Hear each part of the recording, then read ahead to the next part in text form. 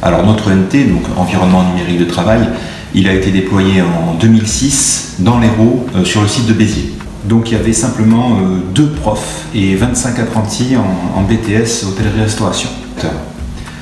L'idée de départ, c'est un enseignant qui voulait développer le numérique, développer quelque chose qui soit au-delà d'être simplement une boîte de dépôt ou une box qui existait déjà à l'époque, surtout de quelque chose qui permettrait l'interactivité, c'est-à-dire que l'objectif c'était que le jeune immédiatement puisse interagir avec son environnement de travail. Il fallait qu'à distance, il puisse, au-delà d'avoir accès aux cours, vérifier ses acquisitions de connaissances avec des tests, avec des outils pédagogiques qui permettaient de s'assurer qu'il avait bien compris la leçon, qu'il avait bien retenu les choses.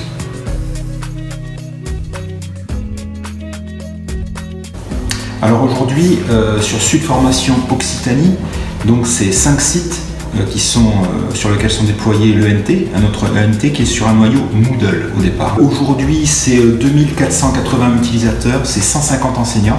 Ce que je disais, c'est que les avantages, c'est quoi? C'est la pédagogie active, c'est-à-dire c'est l'interactivité. Encore une fois, j'insiste bien, c'est pas du tout une boîte de dépôt, c'est pas un ENT où vous auriez, je sais pas moi, votre emploi du temps, vous auriez trois documents PDF. Non, c'est vraiment l'interactivité directe, c'est-à-dire que le jeune interagit immédiatement.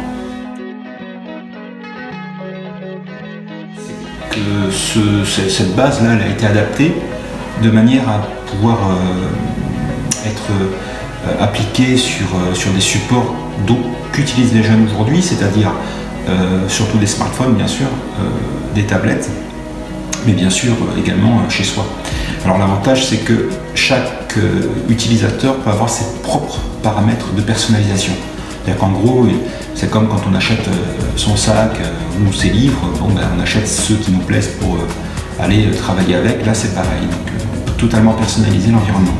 Par rapport à la période actuelle, c'est vrai qu'on a quand même la chance d'avoir cet outil qui est très très bien déployé et qui nous permet de réaliser peut-être 80 à 85% de notre enseignement en télétravail à distance.